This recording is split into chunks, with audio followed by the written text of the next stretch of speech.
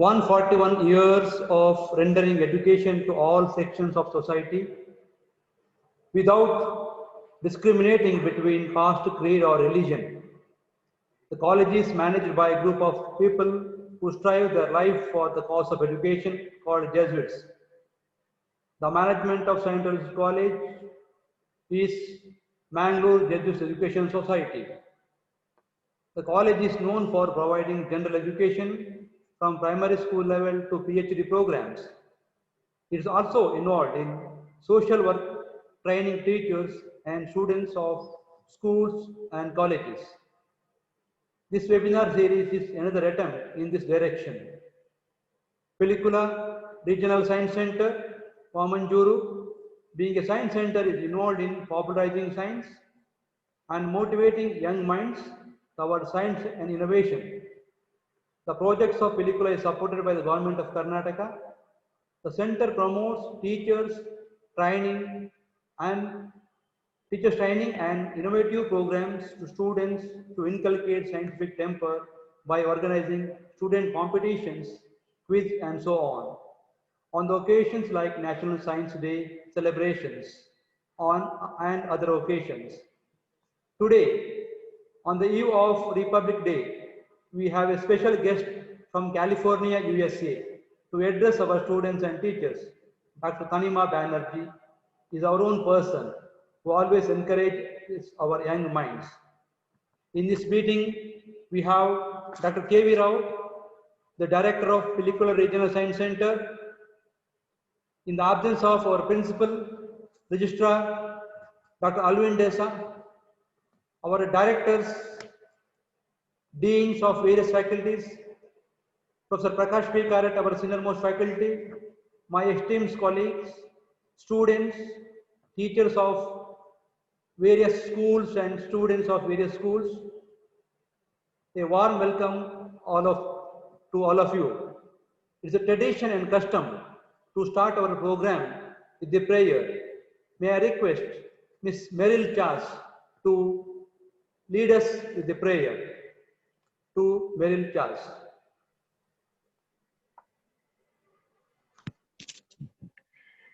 ലോകം മുഴുവൻ സുഖം പകരാനായി സ്നേഹദീപമേ മിഴി തുറക്കൂ. ലോകം മുഴുവൻ സുഖം പകരാനായി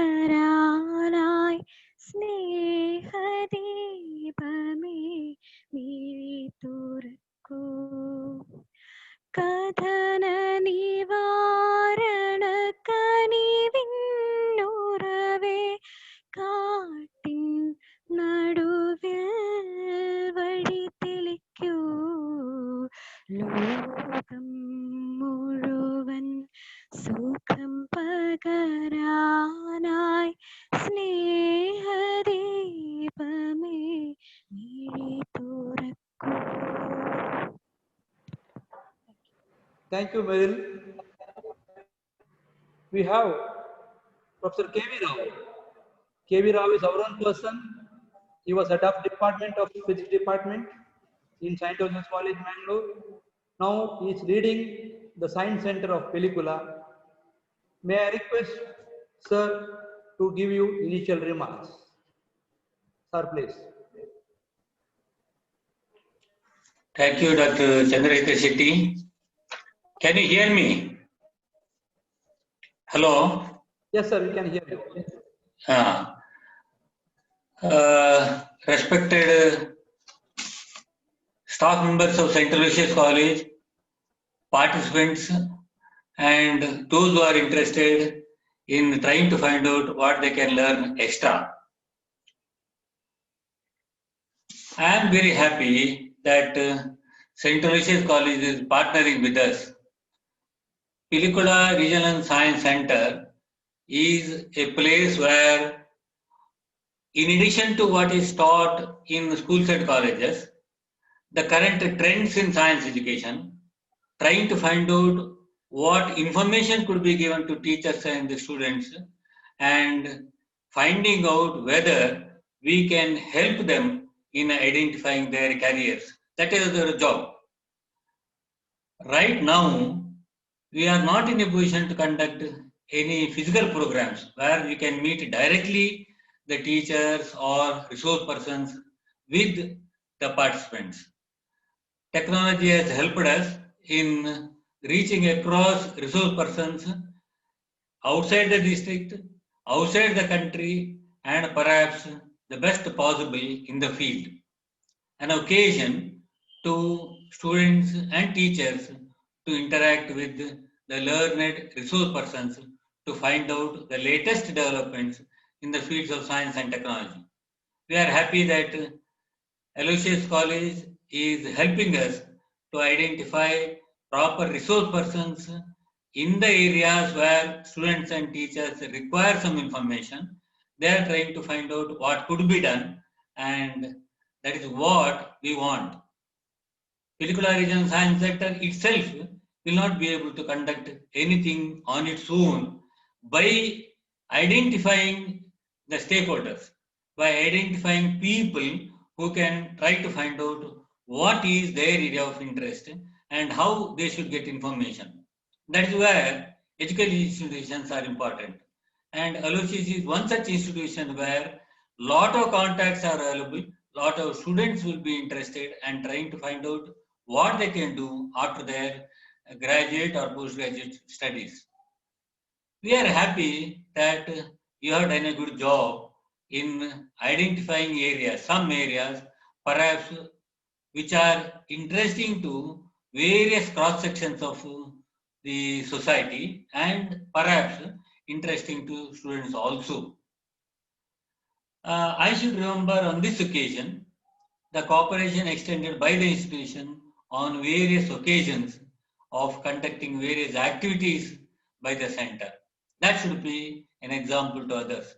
That should be an example to teachers, other teachers and students in the college, how they can involve themselves, how to organize programs and all that. What is important to us is that the resource persons who are selected by you should interact with the students, and the students in turn should interact with the resource persons in such a way that even later it will be possible for an interaction for the benefit of the students who are involved, for the benefit of the people who are involved. An interaction which is going to be continuous hereafter, because we do not know whether the same situation will continue for some time in future. We should be able to find out people who are interested in such activities. For example, the resource person whom you have identified today, I was happy that yesterday was the empowerment of the girls. You know, we are trying to find out how girls could be empowered, how a mother can shape her children, a teacher can shape the students, and trying to find out how they could be assets to the society. We have identified a proper person for this purpose, and I am happy that she has found time to be with us today.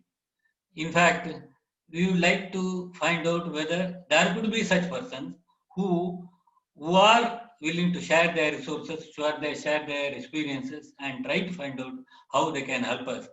Pilikula will be happy to get involved with such persons on occasions where perhaps we'll be able to do such things also later.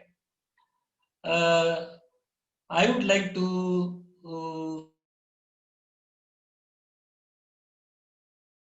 because I can depend on you at any time that I want. A phone call will be just sufficient to say that you are with us. That gives a lot of strength, that there are people with us, that there are students and teachers who would help us in our activities. There are programs which are planned, and in all such activities, we request you to give your cooperation. In addition, on this occasion, I would like to remember the cooperation extended by Karnataka Science and Technology Promotion Society, KESTEPS. Dr. Prakash Sobarad is the managing director of the society, and his cooperation and his encouragement is what made this possible. And he has always stressed the fact that we should go out of the way to identify students, to identify institutions, and to identify persons who will be helpful to science centers. Because the owners of the science center, responsibility of the science center, is to find out in what way we can help to farmers, to students who are interested, to find out what could be done to help them in their problems, in solving their problems. We will not know whether we will be able to do that to the satisfaction of the stakeholders, but still we are attempting to do certain things. Over the years, we have been able to conduct some programs which are useful to all cross sections of society, but still there are a lot of things that are to be done and a long way to go. This year is celebrated by the government as Kannada Kayaka Varsha. The state language, the official language of the state is Kannada, and implementation of Kannada is important at all stages. And we are given the mandate to find out what we can do. ಆದ್ರಿಂದ ನಾಳ್ದು February 19, 20, 21 3 ದಿವಸ ಕನ್ನಡ ವಿಜ್ಞಾನ ಬರಹಗಾರರ ಕಮ್ಮಟ.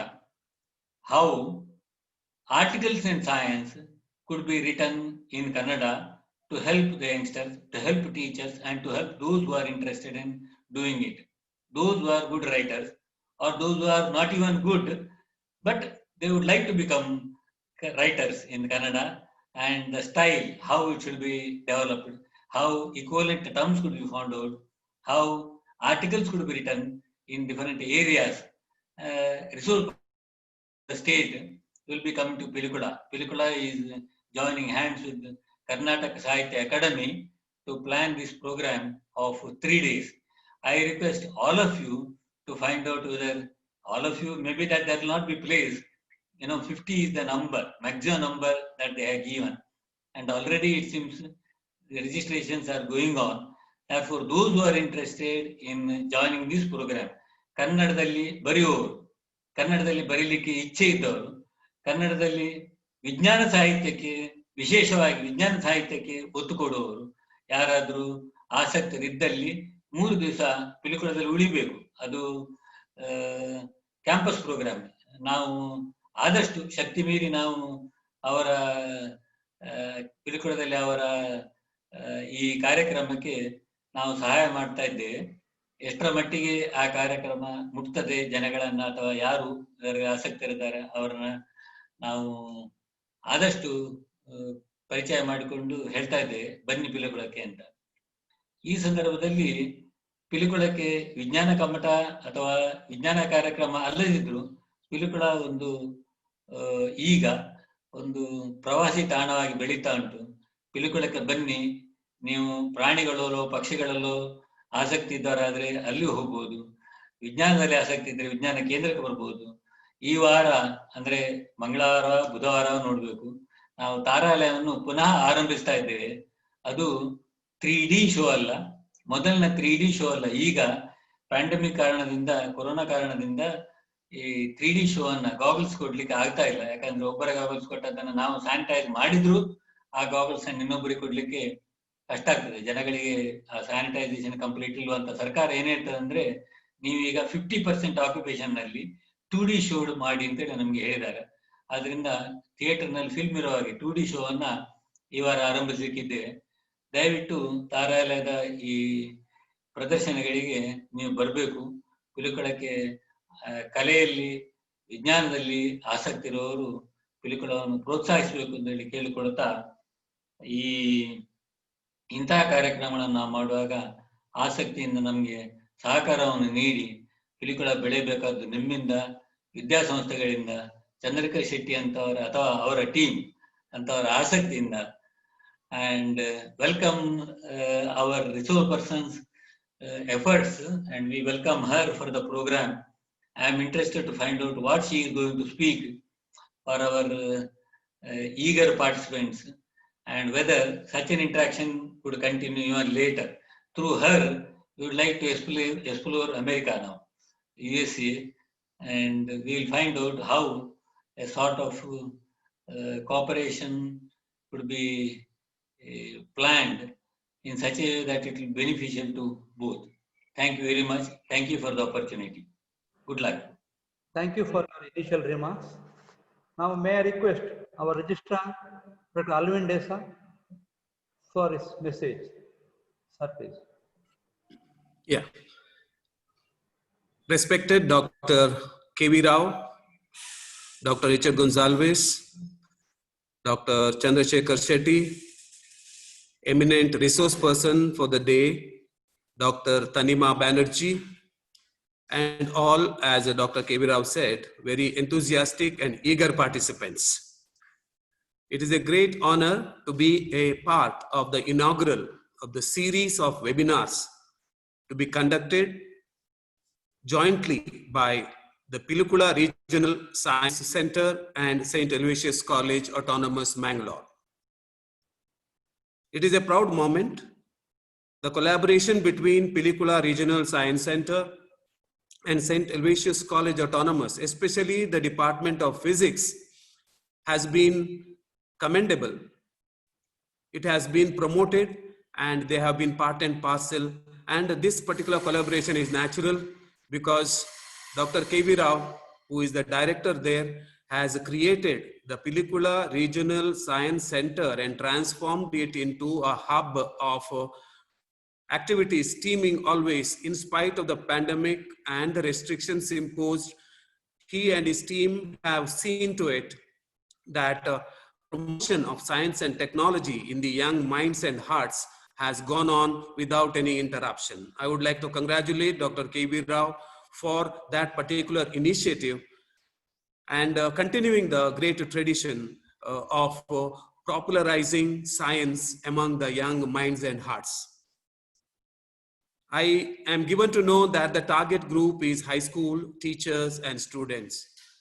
We are in an age of innovation, not just thinking and studying, but to put them into action. Therefore, we are into an age of innovation, startups, and incubation centers. Everybody talks about, these are the words, watchwords. Therefore, I think Dr. K.V. Rao and St. Aloysius College, the physics department, have thought of catching them young. And that is the best age to inspire them to be solution providers for the future. There are a lot of ills in our society. There are a lot of problems that the civic society is facing. And I think these young mindsets are inspired by you and the resource persons would be one day able to provide innovative solutions to the ills of this particular society, especially civic society in terms of infrastructure and other science and technology mediated kind of solutions can be provided by these young minds and hearts. I'm extremely happy to be one of the persons just addressing you for a few moments, talking about the series of webinars. I wish the series of webinars all the best. I wish that, as Dr. K.V. Rao said, the interaction, dynamic interaction between the students and the teachers and the resource persons and vice versa would lead us to a deeper, more engaging kind of activities and inspiring the young minds and hearts to take it further and bring some innovative solutions to the problems of society. I say and wish that this particular series of webinars would be a catalyst in bringing about a big change in the minds and hearts of the teachers in terms of pedagogical practices, in terms of concepts and clarity, and make a big difference in the lives of their students. Once again, thank you for making me a part of this, and let this collaboration continue. Wish the series of webinars all the best. Thank you. Thank you very much, sir, for your important message for the students and the faculty. Thank you, sir. Now, we know Dr. Tanima Banerjee, but for the benefit of all the participants, I may request Dr. Richard Gonsalves. He is the Director of Loyola Center for Research and Innovation, to introduce the resource person of the day. Sir, please. Okay, thank you, sir. Respected Dr. K.V. Rao, Dr. Alvin Desa, Dr. Chandrasekhar Shetty, and my dear participants, good morning to each one of you. It is my honor and privilege to introduce Dr. Tanima Banerjee Ni Mukherjee, a resource person of this session. She obtained her MSc Physics with a CGPA of 8.35 from Indian Institute of Technology, Madras in 2002. She completed her PhD in theoretical atomic physics from IIT Madras in the year 2007. She has a rich teaching experience as a faculty in MIT Manipal from 2007 to 2009 and 2015 to 2016 at PG Department of St. Aloysius College, Autonomous, Mangalore. She has also worked as a content developer, Math Buddy Online, Concept Learning Technologies Private Limited during 2012 to 15. She has trained students for competitive examinations such as SAT, JEE, CET, and NEET. She has a very rich, enriching research experience from 2002 to 2007 at IIT Madras, in 2008 at IIT Kharagpur as a guest research associate, and in 2009 at IIA Bangalore as guest research associate. She has published more than 10 research articles in national and international journals and about 16 presentations at various conferences. She has received Best Thesis Award by Indian Association of Atomic and Molecular Physics at DAE BRNS Symposium during February 10 to 13, 2009 at New Delhi. She received Best Poster Award at 15th National Conference of Atomic, Molecular and Optical Physics, December 2023-2004 at Ahmedabad, India. She has cleared many competitive examinations such as NET, GATE, and JEST. She is a very good resource person. She has already delivered invited talks at various conferences. First one, E1, E2 photoionization from intermediate subshells of mercury at an in-house symposium on atomic and molecular physics, IIT Madras on March 14, 2016. Multiple Cooper minimum in quadruple transition for photoionization from intermediate subshells of heavy atoms, Department of Physics, MIT, National Conference at Manipal during March 27, 28, 2015. Electron correlation and relativistic effect in atomic multipole transitions at DAE BRNS Symposium at New Delhi during February 10 to 13, 2009. On behalf of the management of St. Aloysius College and the organizers, I extend a warm welcome to you, madam. We are really proud of you as you were our colleague for 1 year at St. Aloysius College. Presently, you are from California, USC. You are speaking to us. I request you to take up a session on Science Stands Unified. Over to you, madam. Thank you, sir. Now, Thank you very much. Yeah, Tanima, please continue. Thank you very much, Dr. Richard. I had actually forgotten that I have done all this. Thank you very much, Dr.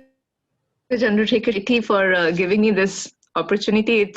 It's great, and it's a great feeling to be in a totally different continent and talk to people of Mangalore, where I had started my teaching career. So it's very close to my heart. It feels great to go back to the students from Mangalore and talk to them. A very good morning and thank you to Dr. K.V. Rao. Sir, I have never met you personally, but when I joined Aloysius College, I was given a seat in the cabin which belonged to you.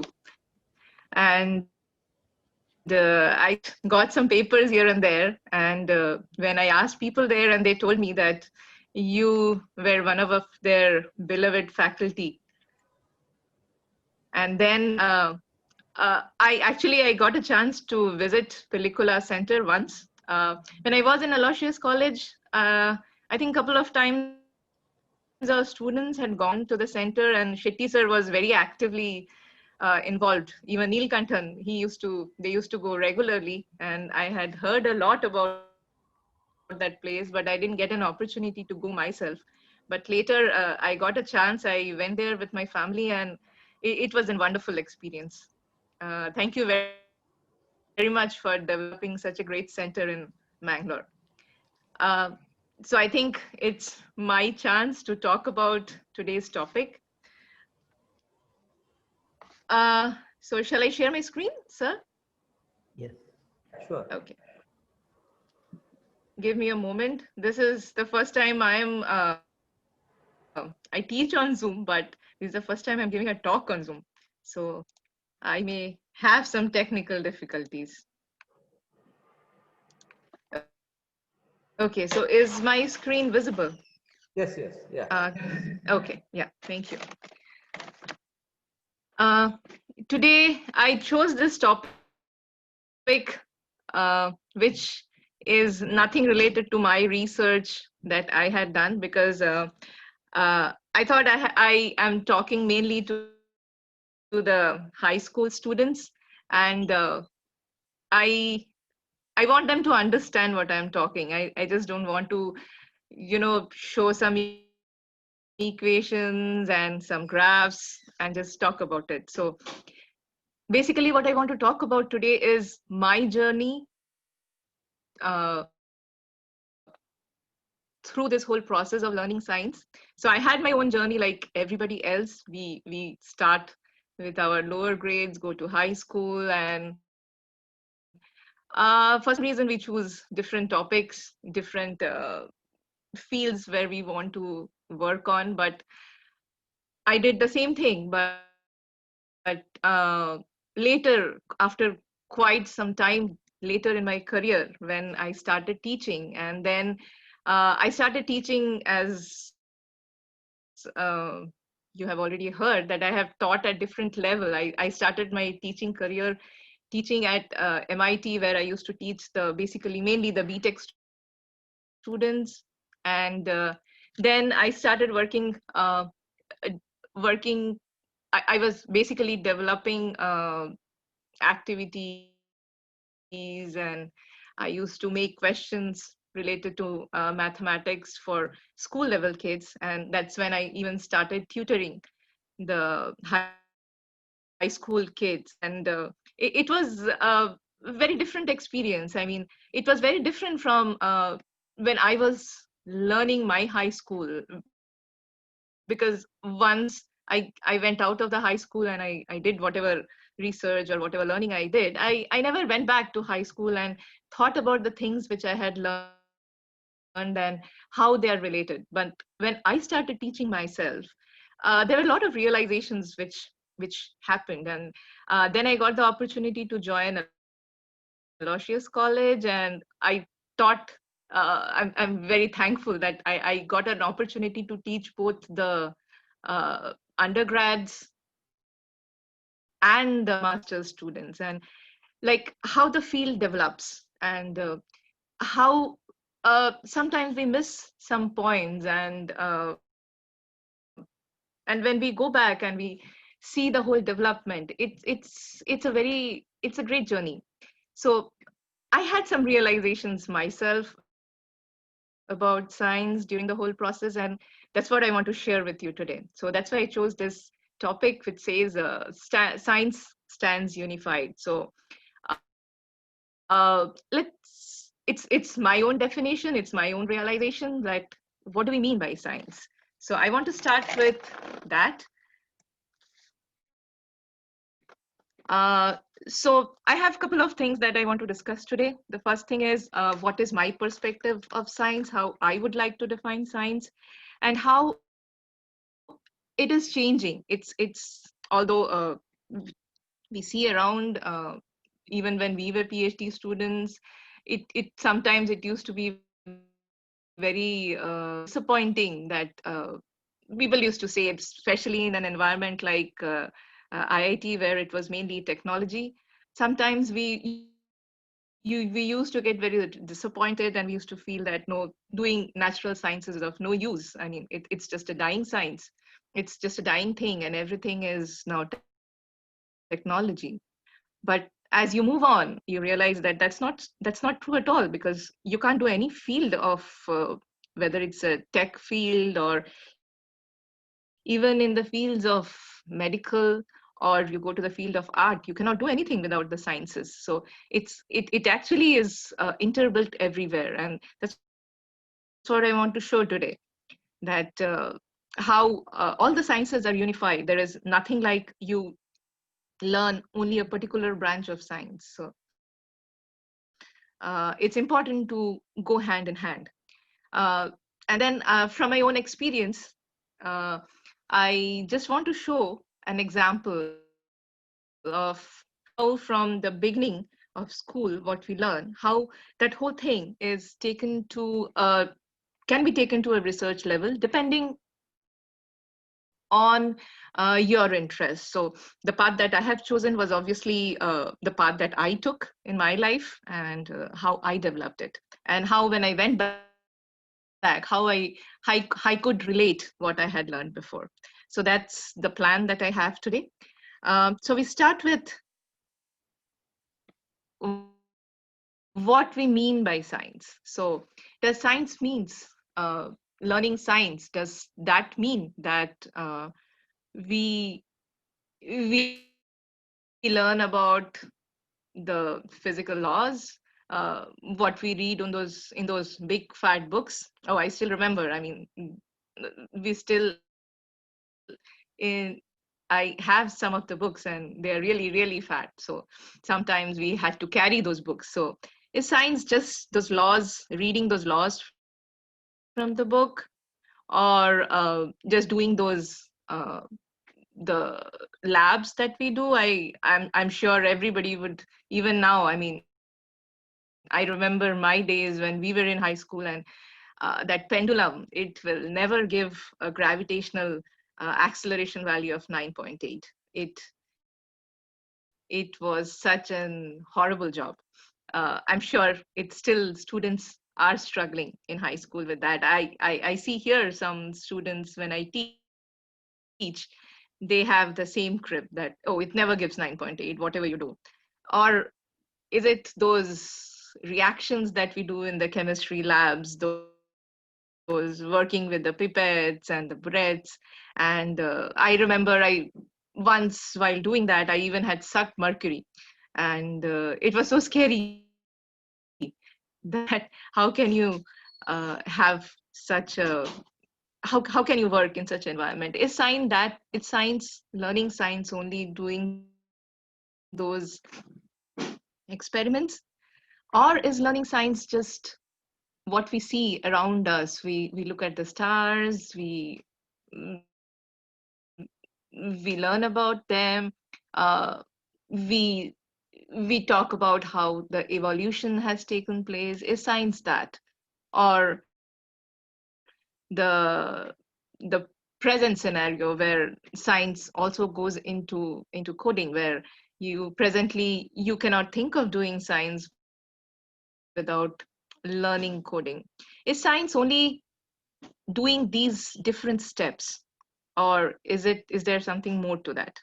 So according to me, or what I feel, what I have experienced, is science is basically understanding nature and applying it to different situations.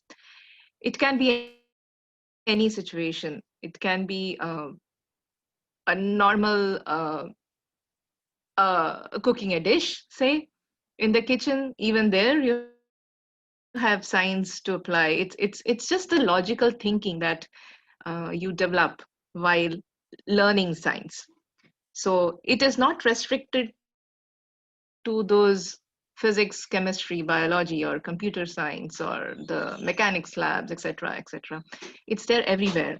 So I just took a couple of examples from around our life, which conventionally are meant to be out of science, out of the regime of science, I would say. For example, music. So if somebody is doing music, does that mean that person is not scientific, or does that mean that person is not in the field of science? No, not at all. Because any kind of music you see, any kind of tone you see, the pitch you see, how the modulations happen, everything, it is very scientific. Uh, Even a person who makes instrument, he has to be very precise. He has to be very accurate with his calculations. Otherwise, he cannot make the instruments properly. A musician, when a musician plays a particular instrument, it's not only their skill; it's also very technical. They need to have a lot of knowledge. I mean, if you just go to the field of music, it's not only that you learn to sing, you should have a good voice. It's not that. You have to be very logical. You have to keep track of the beats. You have to keep track of the modulation. You have to look at your audience, and you have to decide which thing works better for them. So there is a very subtle logical thinking involved there. You take the field of art, there where we play with the colors. Anything to do with the colors, it is, when you mix the colors, it has to be in a particular ratio. If you want to draw a figure, say you want to draw a figure of a tree, a figure excuse me, of a bird or anything, it has to be very proportional. Your head cannot be very big compared to your body. There has to be a proportionality. There has to be a logical thinking. In fact, the two pictures that I have chosen to show on the screen, these are the fractal structures. These are the structures created in a program. So it's a very interesting branch of science which has developed the art form, which is the digital art form which we see around. So it involves so much of science in it when you are just basically doing art. So science and art go hand in hand. And the favorite place, the kitchen, without which we actually cannot survive. That is also very scientific. You take any part of the cooking regime, whether you take the Indian spices that we use, each and every spice has a specification. Each and every spice has an application, why is it used, where it is used, and how do you use them. When our grandmothers, I mean, at least in my generation, my grandmothers, they were not that educated. They didn't have the formal training of science, or even may not be proper formal training of literature, but they knew accurately what to use and why to use. There were so many, when I look back and I think of that, there were so many small instructions that they used to give, and which as children we didn't like it a lot, but then they were very particular about them, that you have to do it. And if you think back, and although they didn't know the scientific reason why they used to do that, but if you look back and see, each and everything had a scientific reason. So this is the time when we can spread the education. We can tell everybody that there is so much of understanding, so many rules, or the way the nature works. There is so much to learn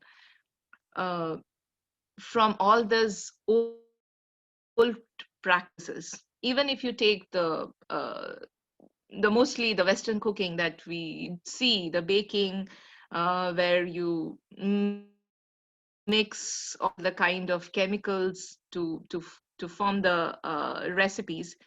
even they have to be so precise. I mean, if you don't take the amount, if you don't be very accurate with the amount, it can be a disaster. So everything has to be very logical, and it doesn't work if you just go with the bookish knowledge. You have to learn the techniques. You have to be precise with that. So everything is basically a very logical thinking. So it's just that we always don't realize that what's happening around us is also a part of nature. It is something that nature has given. So uh, science is not only like answering the big questions, answering the questions which really shakes the world. It lies in this small things in life. Um, Now, when we talk about science, at least when I used to think as a high schooler about science, I remember I was pretty bad in biology. So that's the only one time when I actually failed in an exam. So I took biology in my 11th grade, but then I was scared of dissection, one thing, and I also failed in my first test. And then that's when I just went and told my school principal that I can't do this. So, uh, but now when I look back and I see that I sometimes I feel it was a bad choice because uh, there is when you want to be a science student, it is always a good idea to do be to learn about everything. Especially your high school is a good time when you can focus on everything and you can learn about all the aspects of science. So there is nothing like I just want to learn physics, I would just want to learn chemistry, or I would just want to learn biology, I just want to learn computer science. In today's world, there is no such identified boundary. Everything go hand in hand. And it is not only about today's world. uh, Even if you take physical chemistry, it's a combination of physics and chemistry. So we learn about the chemical reactions, the behavior of the elements and compounds through the physics theories which are developed. So they go hand in hand. It's a very this experience. I keep remembering this, that whenever I teach thermodynamics to the high school students, they generally come up with that, oh, in chemistry class we learned the signs to be very different, internal energy and work, they have different signs in chemistry, but when you teach physics the signs are different. So it's always a conflict which goes on between physics, chemistry, or rather any branches. But it's a very humorous and something which it's a very non-competitive kind of thing, that it's just that I keep telling them that just don't worry about it. It's just a convention. But if you follow the convention, even in your chemistry class, if you follow the physics convention, I'm sure that they won't mind it. And even if the physics class you use the chemistry convention, it's fine. Finally, it's the same thing. It's the same thing that you're doing.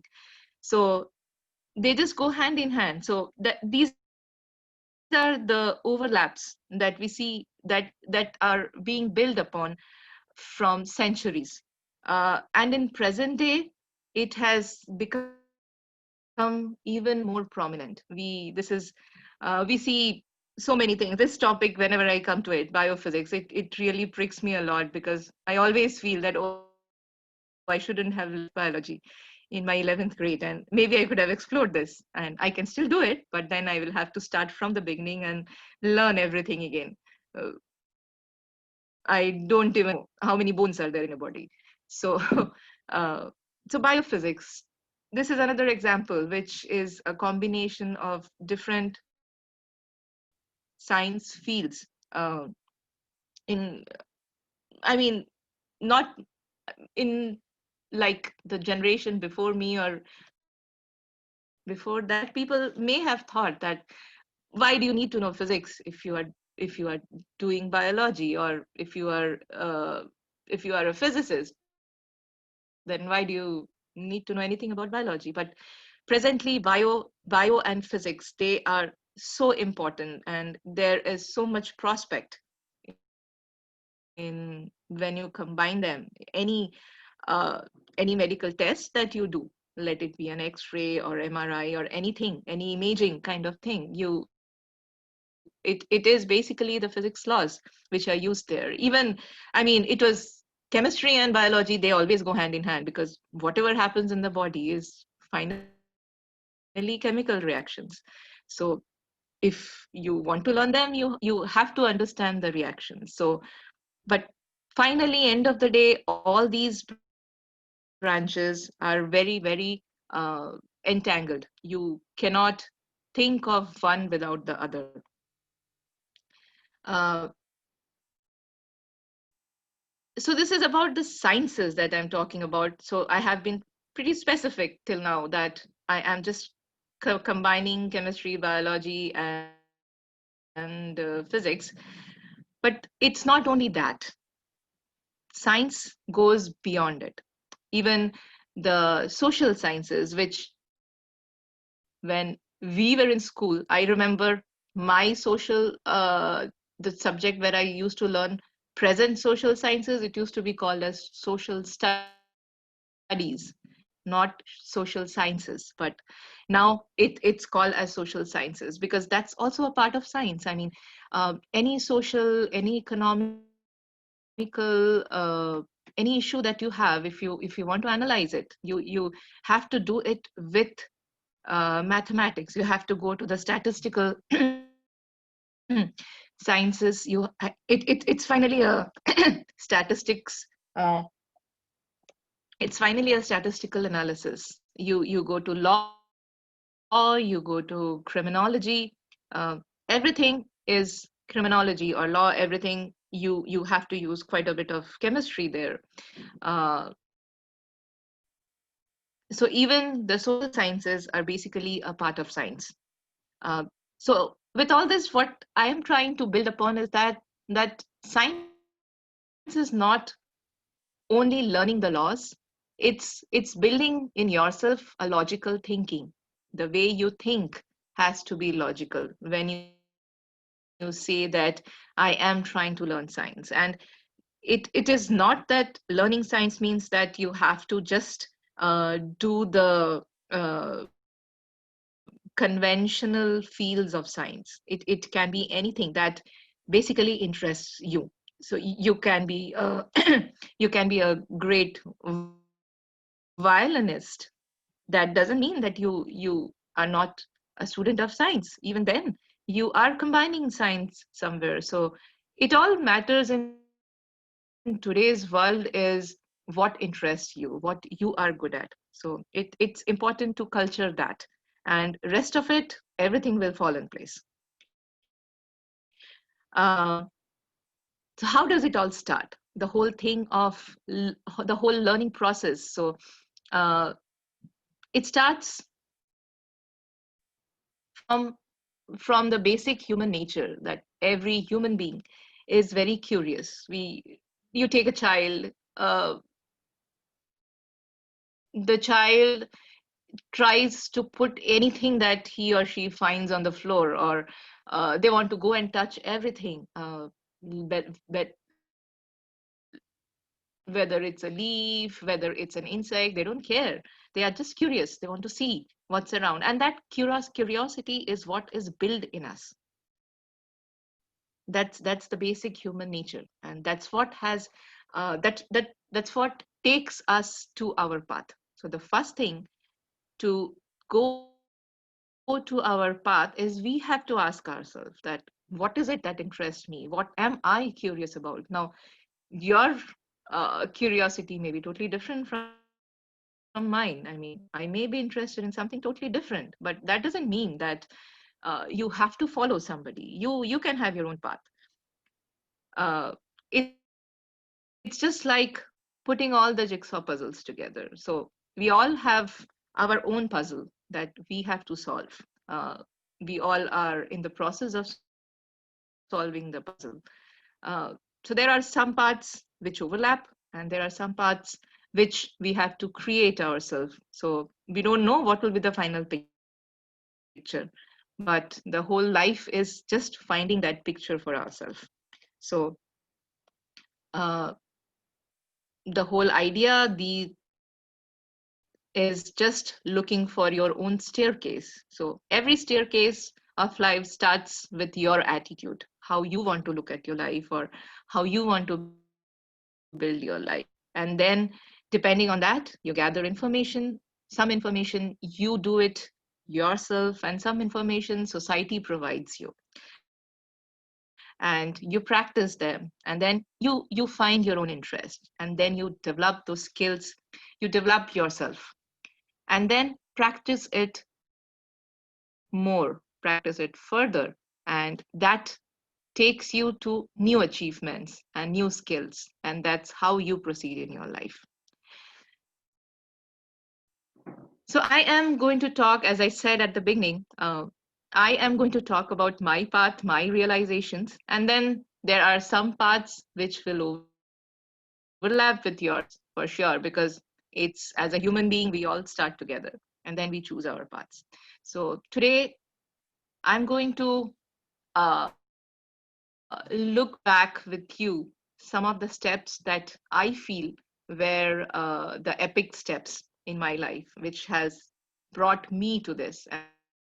And maybe 20, 30 years from now, you will be looking at your steps and you will be telling the next generation what you had done, what steps mattered to you. So I would say the first step that was most important in my life as a teacher or a student of science, or whatever path my career has taken me to, is learning the number line. So that was the first step that tells us how to count, how to move forward and backward. So that jumping frog helps us to take the first step towards learning the logical journey. And then we learn how the steps can change, how you jump, you take different steps, you move forward and backward, and that's how you learn about addition. You do multiple jumps, and that's how you learn about multiplication, and that's how you move forward. But then we realize that the starting point need not be the starting point always. So 0 is not where we start. We can even go back than that. So that brings us to the negative numbers. So the 0 is the equilibrium position from where we can start, but we have both the ways open to us. So you can go forward and you can go backward. So that creates a full path for us. But then this path looks very linear. Is our life always linear? Why should I stay on that black line on my screen? Why can't I go to the white spaces? And if I do that, if I go to the white spaces, how do I define that? And that is what brought us to a two-dimensional plane, which gives us the whole plane to move around. But then if I move on the plane, I need to have a tool to define that. So if I have a number line in one direction, why can't I create a number line on the other direction as well? So then we realize that the easiest direction to follow is the direction which is at right angle to the X, or to our initial number line. And then we get all these points which takes us with steps in both the directions, we can actually access the whole white plane that I have. Now, is that the easiest way to access those points if I jump around X and Y? Is there anything else which is easier for me? Can I make it little more shorter and easier for myself? Yes, we can, by joining the 2 points. And then we learn about the tools that if we join the points, how do we find a new path? So the orange line gives us a path where we do not have to restrict to the X or the Y direction. And we learn to access the whole plane. Now I have learned to access the plane, but is there any way I can relate the 2 directions that I have, the X and the Y direction? So that takes us to learning about the equations of the lines. We learn about how these lines rise, how these lines change, how do we find the points on this line. And we learn about the slope of a line. And from the slope, we learn about the equation of a line. And then the slope doesn't stay only to give us a relation between X and Y. Instead of X and Y, I can have any parameter that I want to look at. So I can even talk about, I can just have, say, number of pens that I want to buy in the X direction. And then Y can tell me what is the cost of the pen, depending on how many pens I want to buy. So this gives us the concept of rate of a reaction. This takes us to the unitary method, which is the very heart and soul of application of mathematics to any form of science. So it can be the normal grocery science, or it can take us to the chemical sciences, or any other branch as such. So why not use this X and Y coordinate to talk about motion? So from there, we went to the plots of distance and time. So the same concept of slope took us to derive or show how motion of objects go, what is the trajectory taken by an object when it is moving. Now it is a very important thing in life, because the life is always in motion. So that's the most important part, other than finance, that we have to keep moving, and we have to know that with time, which direction the whole trajectory will go to. So we can use this X and Y plots to actually draw the trajectory of any object. Now, is it necessary that the trajectory has to be always a straight line? No. It can be anything. It can be a curve, it can be a parabola, it can be a cubic curve, it can be anything. So what happens when it's not a straight line? Can we work on those situations? Can we find our trajectory? Can I predict that if the green line is my trajectory, can I predict where the object or where the point will go after, say, 10 hours? Yes, you can. And that's where the equations of kinematics come into picture.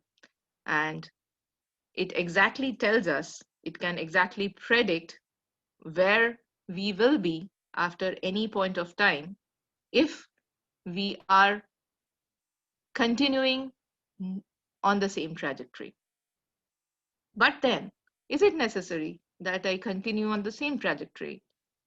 What if I interact with some external source? What if I'm pushed?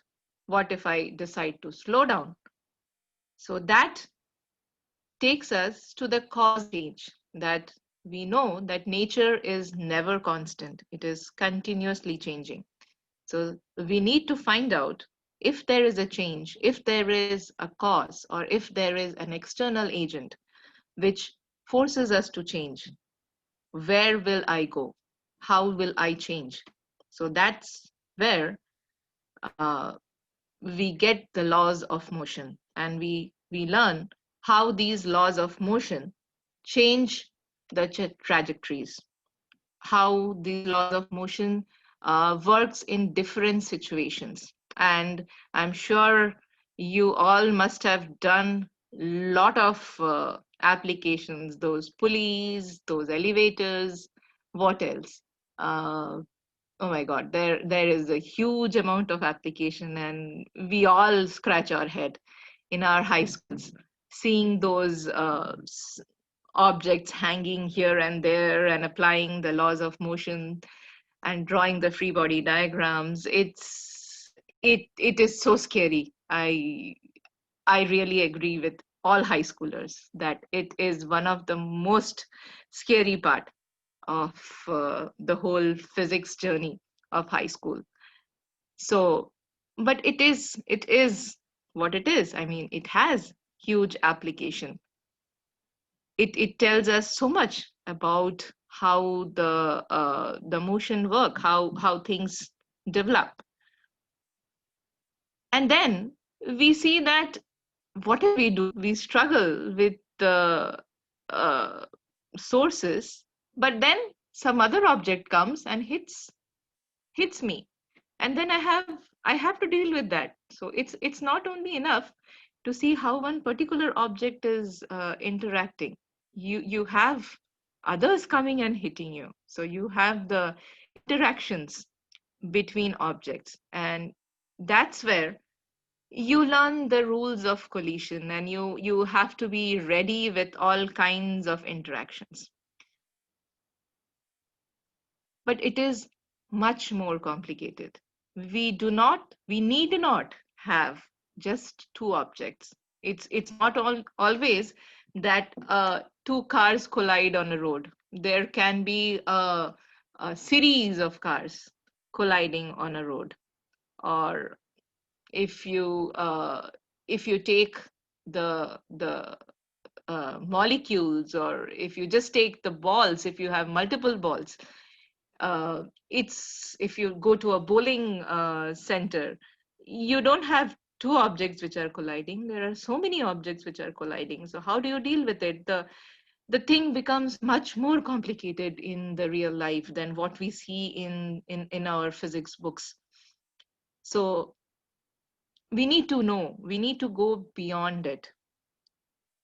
So the systems in real life are much more complicated than what we see in the books. So then we have to go beyond Newton's law. Newton's law is not, it's just one step which uh, tells us how to deal with the laws of motion. But then there are different situations. You take matter, you take the thermodynamical systems, where you have to bring other concepts, you have to develop the theory further to understand the system. And then we have just two bifurcations from Newton's law. We have the Lagrangian and Hamiltonian approach, which is basically same as Newton's law, but it just, with defining some complex parameters, it just helps us to be on the same track to solve the same equations, but slightly in a simpler way. So it's just some extra concepts, some extra inputs that we give, with which we actually do the same situations, the same complicated problems, slightly different way. So these are called as the Lagrangian and Hamiltonian approach.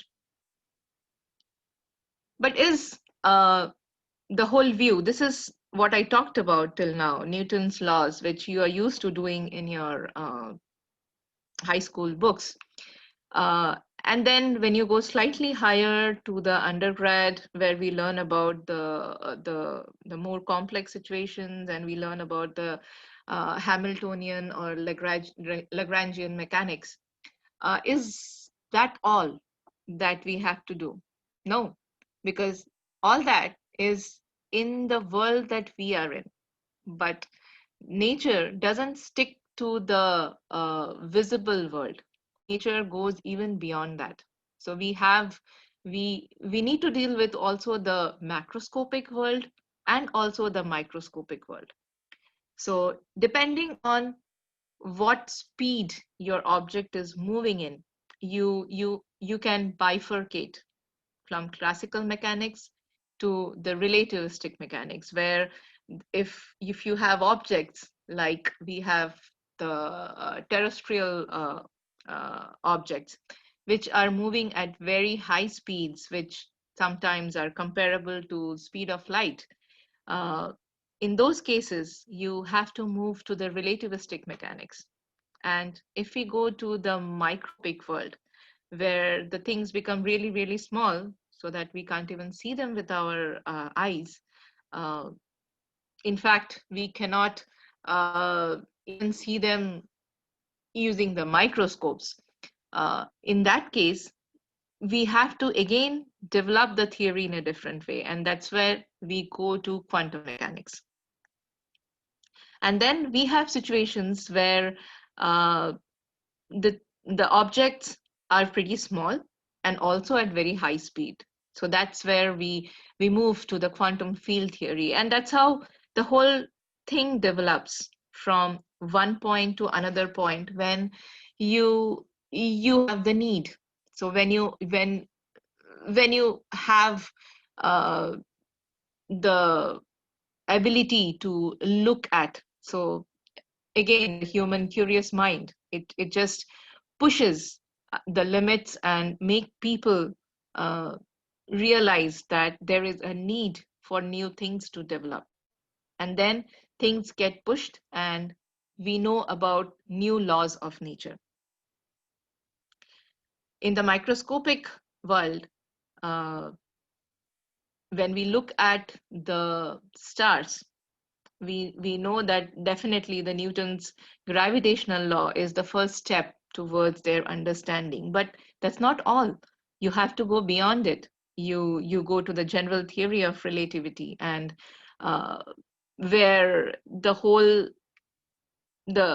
it's not only the interaction between the two bodies, the two masses m1 and m2 that we learn in the gravitational field. It is much more complicated than that. It's as if one of the mass, as you see in the picture, is behaving like a net, and the second mass is jumping on that as if it's a trampoline.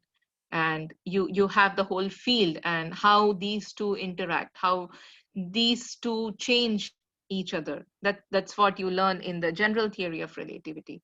But if you look at it, the basic step is still the gravitational law.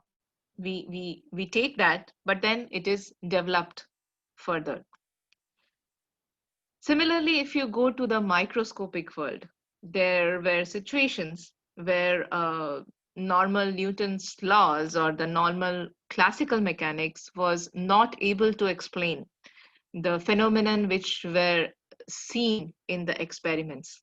And that things like the hydrogen spectrum, there was black body radiation. So these were seen experimentally but couldn't be explained. And that led to the development of quantum mechanics, which is one of the biggest leap in sciences. Uh, it was said that radiations, things are quantized. So the objects, the energy that we see, are not continuous. Uh, it led uh, to the photoelectric effect, which was a phenomenon thing, which said that light, which was believed to be waves till then, it is not wave. It also behaves like a particle, which is a big shock to the human mind. I mean, it's a huge difficult step to think that on one side light is a wave and on the other side light is a particle. And then people went beyond it and said that no, it's not only the light which behaves like a particle, even matter behaves like wave and particle. So we have the wave particle duality, whether it being the chair of Schrödinger, which it also has its wave and particle properties. So anything, whether it's a macroscopic or microscopic world, everything behaves like wave and matter. So the whole thing, all the particles are this bundle of energy or this bundle of wave.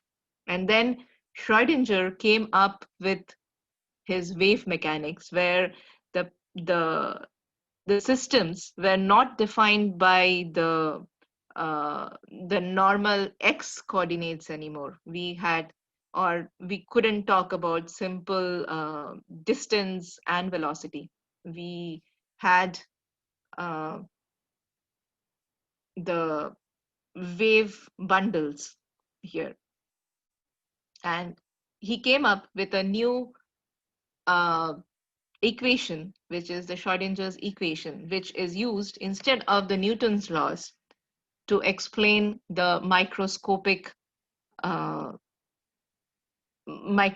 particles. So this was developed by different people, different ways, in different parts of the world, the whole mechanics, the whole quantum mechanics. And then with all these contributions, we could finally understand the spectrum of atoms. We could understand the structure of atom better.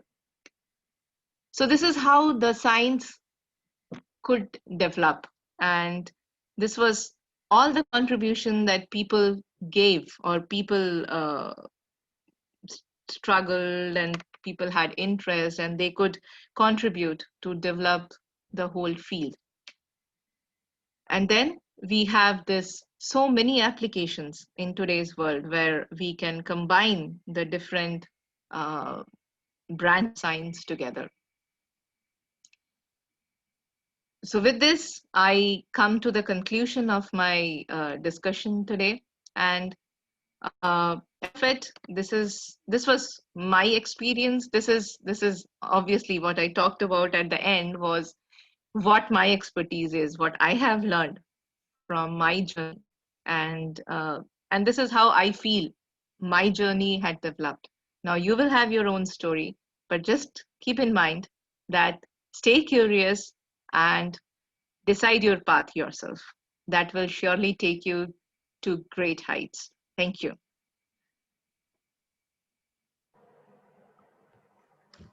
Thank you, madam. Now I request any participants, if you have any queries, you can post here so that the resource person can interact with you.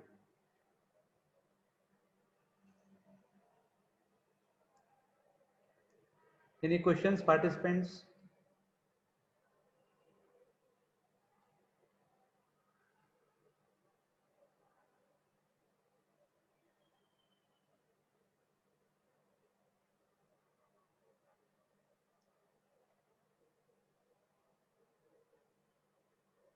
I think participants are not interacting.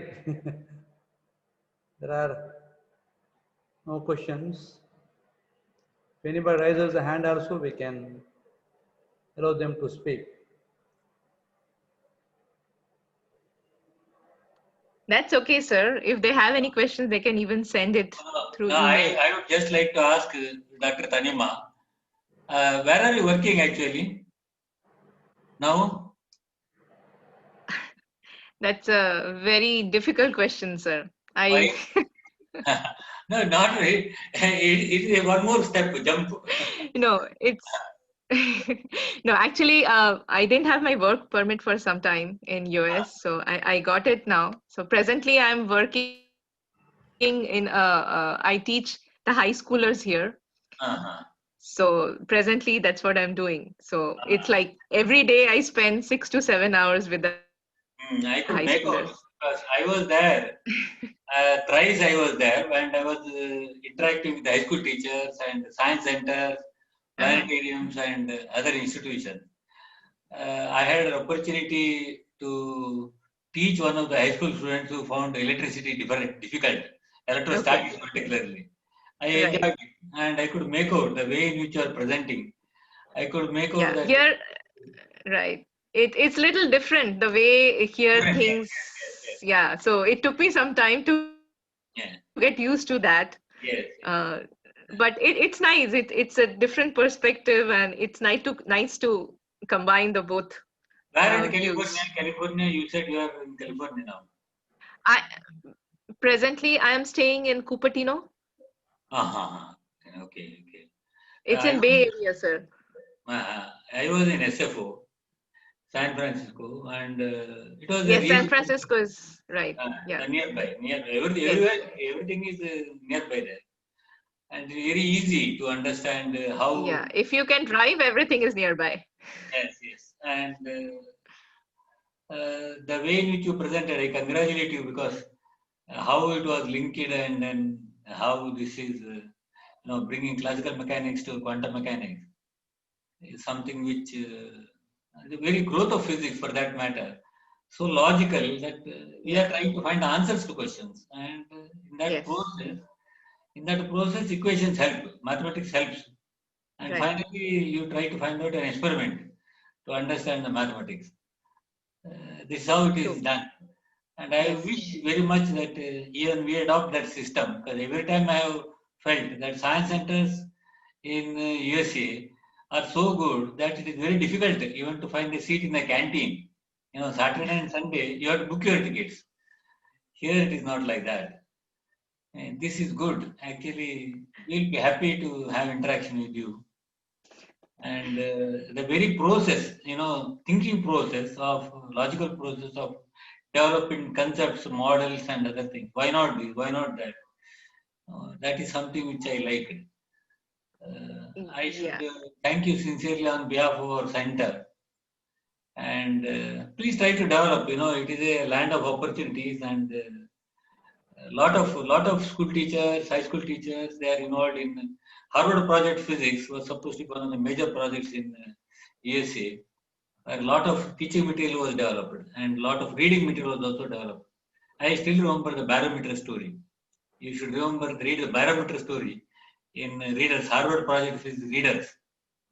A lot of things are given there, history and the thought process like this and things like this of trying to find out how concepts could be made easier. That was something which was very easy to understand. Anyway, thank you very much for whatever you have done. And Chandrakesh should be congratulated for trying to find out a person who can think differently than us. Thank you very much. Thank you very much. Madam Tanima spent her Sunday evening. I think it is about 11 p.m. there. Yes, yes, yes, yes. Definitely very thankful to her. May I request my colleague, Dr. Neelakantan, to propose officially the vote of thanks. Dr. Neelakantan, please. Yeah, I think there is a question for Dr. Tanima. I think we'll. Oh, there is a question. Why are you afraid of learning biology? Because I was at that time, one thing for sure was I was scared of dissection. I think I am no more because I have to do enough of dissection at my home. So now I think I'm ready to learn biology, and I am looking for an opportunity to do that. Vasanthi madam got the answer for her question. Yeah. Okay. Okay, so at the outset, I should thank the organizers for giving me this opportunity. So first of all, Dr. Tanima, we were together for more than a year actually. So she very beautifully has given the concept. So how even her statement that from number line to Schrodinger equation. So that itself gives the entire idea of what she was planning to talk about. The study of nature. So the concept of curiosity, the study of nature, how people started thinking, all those things. So from the on behalf of all the members of the department and on behalf of the St. Aloysius College, I thank you very much, ma'am, for the wonderful talk that you had given. And then I would like to thank our principal for the support that he had given. I also thank our registrar, Dr. Alvin Desa, for giving the introductory remarks. I thank Dr. Professor K.V. Rao, Director of Pilikula Regional Science Center, for supporting us, for collaborating with us, for guiding us. So I thank you very much, sir. And I thank all the members at the Pilikula Regional Science Center also for their support. I thank all the other organizers. I thank the other department members, mainly the coordinator, of course, Dr. Chandrasekhar Shetty, and other organizers from the department, Dr. Rita, Dr. Shilpa, Dr. Kumar, everybody. I also thank Ms. Meryl Charles, who had who had invoked God's blessings in the form of a very good prayer. So thank you very much, everyone. Thanks, one and all. So thank you. So thank you, Tanima ma'am. It was nice to have you back after a long time. Actually. Yes, I felt the same. It was so nice to be back. Okay. Yes, Okay. there was a small, I think there was a question here that is the forgot to teaching. tell, I thank, Yeah. I also thank Richard sir for introducing Tanima ma'am very well. So thank you, Richard sir. Yeah, there was a question here that is high school teaching different from India, something like that. Yeah, whether the students learn the same thing. Okay, in PUC in high school level. So basically science doesn't change. It's same thing wherever we go in the world, we learn the same thing. But yeah, the approach is a little different here. The way they learn that, something which I found very interesting was when they first learned physics, you have an option of doing physics without doing calculus. That was a shock for me, that how can you do the Newton's laws and things like that without knowing calculus. So they have a totally algebra based physics. So that was very interesting how they develop that. They learn everything but without calculus, and then they learn physics with calculus. But to I don't know why they do it. But to what extent do they do that one? Physics? Yeah, they do. That's why they do very qualitative analysis instead of doing the actual numbers. I mean, if I'm given a question in Newton's law, the first thing I will do is I will ask for the mass, velocity, acceleration, and start solving it. But here, so I remember there was a question where a watermelon is there is a bullet which comes and hits the watermelon, and the watermelon goes in 3 different directions, 3 pieces. And I was all ready to ask what are the masses and apply the collision equations. But then the student tells me that, oh, there is no mass, there is nothing given there. You have to do a qualitative analysis of the whole situation. So here everything is very, very experimental basis. They don't like solving much of numbers. So that's something which I find very interesting and very different from how we grew up in doing physics. So that's the answer to that. Yeah, Tanima, these are our faculty now. That Shilpa is there. And Rita, and yes, Professor Prakash Karat sir is also was present entire session. And for your information, Prakash Karat sir is the classmate of Dr. K.V. Rao. Oh, okay. They're the classmates, and both of them did PhD at Raman Research Institute. Okay. Okay. A- And of And course, they were my mentor when I first came to Aloysius yeah, sure. College. Yeah. That's we had a great privilege to have you today. I think it is time to depart.